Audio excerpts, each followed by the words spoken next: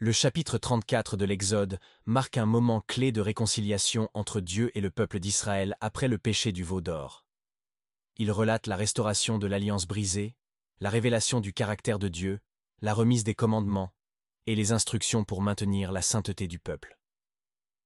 Dieu demande à Moïse de tailler 2 nouvelles tables.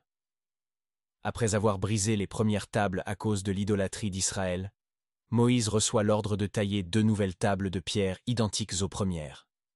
Dieu promet d'y réécrire les paroles qui étaient sur les premières tables que Moïse a rompues.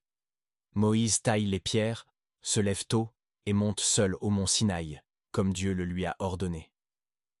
Dieu révèle son caractère. L'Éternel descend dans une nuée et proclame son nom devant Moïse. C'est une des révélations les plus puissantes de toute la Bible sur la nature de Dieu.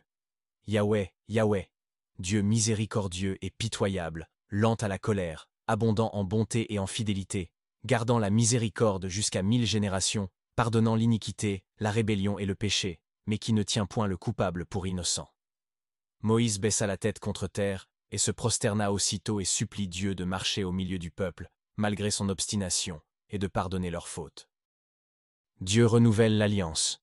Dieu accepte de rétablir son alliance et promet de faire des prodiges encore inégalés. En échange, il donne à Israël des ordonnances précises, les interdictions. Ne pas conclure d'alliance avec les peuples cananéens pour ne pas tomber dans l'idolâtrie. Détruire les autels, statues et idoles des nations païennes. Ne pas adorer d'autres dieux, car Dieu est un Dieu jaloux.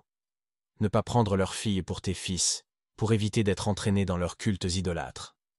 Ne pas faire de Dieu en métal fondu. Les prescriptions. Observer la fête des pains sans levain. Consacrer à Dieu les premiers-nés humains et animaux. Respecter le sabbat. Tu feras la fête solennelle des semaines au temps des premiers fruits de la moisson du froment, et la fête solennelle de la récolte à la fin de l'année. Ne pas venir devant Dieu les mains vides lors de ces fêtes. Ne pas faire cuire un chevreau dans le lait de sa mère. Moïse reste 40 jours et 40 nuits sur la montagne, sans manger de pain et sans boire d'eau. Dieu écrivit sur les tables les paroles de l'Alliance, c'est-à-dire les 10 paroles. Le visage de Moïse rayonne. En redescendant de la montagne, Moïse ne se rend pas compte que son visage rayonne du fait de sa rencontre avec Dieu. Le peuple a peur de s'approcher de lui. Alors Moïse, ayant mis un voile sur son visage, les appela, et Aaron et tous les principaux de l'assemblée retournèrent vers lui, et Moïse parla avec eux, et après cela, tous les enfants d'Israël s'approchèrent, et il leur ordonna toutes les choses que Dieu lui avait dites sur la montagne de Sinaï. Moïse enlève le voile uniquement lorsqu'il entre dans la tente pour parler avec Dieu. En conclusion, Exode 34 est un chapitre de restauration. Dieu renouvelle son alliance malgré la faute grave du peuple, mais rappelle que sa présence exige obéissance et sainteté. Il révèle son caractère, un Dieu à la fois juste et plein de compassion. Le visage rayonnant de Moïse symbolise la puissance de la rencontre avec Dieu.